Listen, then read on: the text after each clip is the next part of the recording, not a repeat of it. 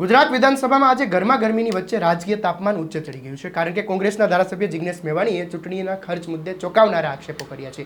મેવાણીના આક્ષેપોથી સદનમાં ઉગ્ર વાદ વિવાદ થયો અને અંતે તેમને સસ્પેન્ડ કરવામાં આવ્યા છે. વિગતે વાત કરીશું આ અહેવાલમાં.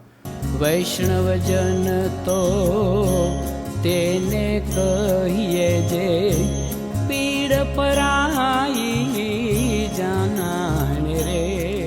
હું છું આપની સાથે આસિફ કાદરી. નવજીવન ન્યૂઝમાં આપનું સ્વાગત છે. ગુજરાત વિધાનસભામાં આજે સામાન્ય વહીવટ વિભાગ, શહેરી વિકાસ વિભાગો પર માંગણીઓને લઈને ચર્ચા કરવામાં આવી હતી. વડગામના ધારાસભ્ય જિગ્નેશ મેવાણી દ્વારા ચૂંટણી પંચના ખર્ચા મુદ્દે આક્ષેપો કરાયા હતા. આ આક્ષેપો મુદ્દે સરકારના મંત્રી ઋષિકેશ પટેલ દ્વારા ચૂંટણી પંચ પર કરવામાં આવેલા ભાષણને રેકોર્ડ પરથી દૂર કરવામાં માંગ કરી હતી. જે મુદ્દે મેવાણીએ વેલમાં ઘસી આવીને સૂત્રોચ્ચાર કર્યા હતા, જે બાદ તેમને સસ્પેન્ડ કરવામાં આવ્યા છે.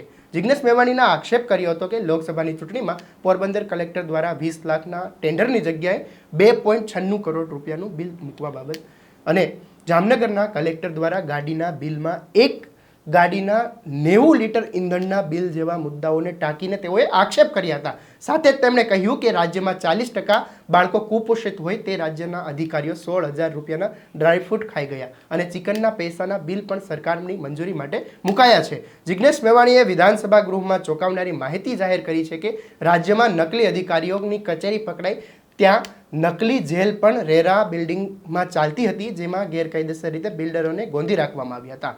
જિગ્નેશ મેવાણીના ભાષણ બાદ મંત્રી ઋષિકેશ પટેલે જણાવ્યું હતું કે ચૂંટણી પંચે સ્વાયત્ત સંસ્થા છે, જેના ખર્ચ વિશે ગૃહમાં ચર્ચા કરી શકાતી નથી, જેથી તેમના ભાષણને રેકોર્ડમાંથી હટાવી દેવામાં આવે. જે મુદ્દે અધ્યક્ષ શંકર ચૌધરીએ રેકોર્ડ ચેક કરીને નિર્ણય લેવા જણાવ્યું હતું. આવા જ સમાચારો સાથે ફરી મળીશું.